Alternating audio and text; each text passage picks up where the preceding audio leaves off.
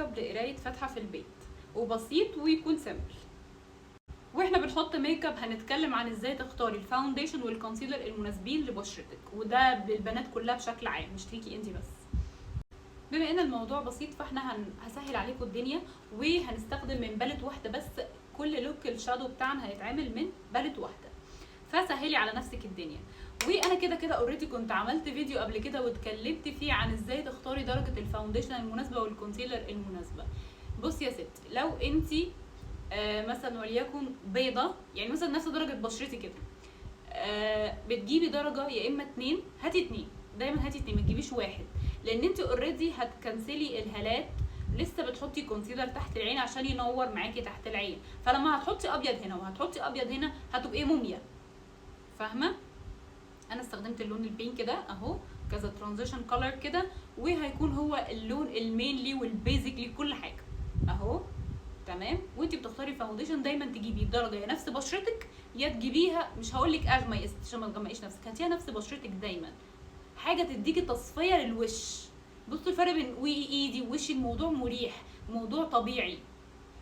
وعموما التكنيك او الميك اب بتاع الوش ده معمول في فيديو يعني، بس اداني شورتس سريع يعني، وانا عملت كذا مره معاكم بيز الوش وبطلع لايفات في بيز الوش. نيجي بقى للكونسيلر. البنوته اللي هتحط كونسيلر، لو انت عندك هالات قويه لازم الاول تجيبي كونسيلر اغمق من بشرتك، يكون غامق على اصفر او غامق على بيج شويه عشان تكنسلي بيه الهالات الاول، وبعد كده تحطي الكونسيلر التنوير اللي هو الفاتح اللي هو الابيض. تمام. برده مش الابيض بس، اللي هو طبيعي بقى اللي انت بتجيبيه، يا اما درجه بشرتك يا افتح بقى درجتين من بشرتك. لو ما عندكيش هالات الحمد لله ما تجيبيش برده الكونسيلر اللي هو بيبقى ابيض قوي ده، علشان هيقلب معاكي على جراي.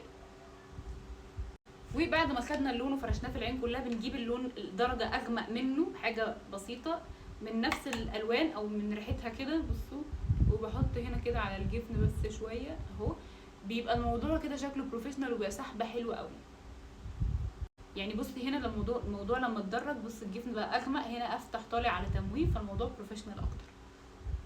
وبنزل باللون الغامق هنا كده جفن العين بقى من تحت، عشان هنعمل حاجه سهله، فمش عايزين كحل ولا عايزين نصعب الدنيا اهو، عشان ممكن لو واحده عندها حساسيه في عينيها الكلام ده كله، موضوع شكله طبيعي اكتر.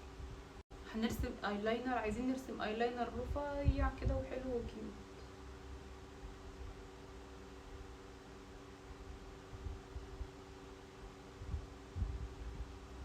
ونكتفي بهذا القدر.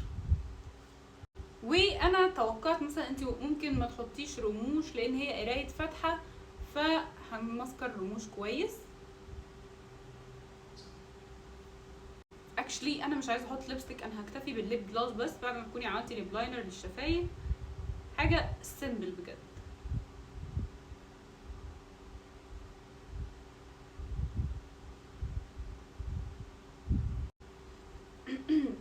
And this is my final look.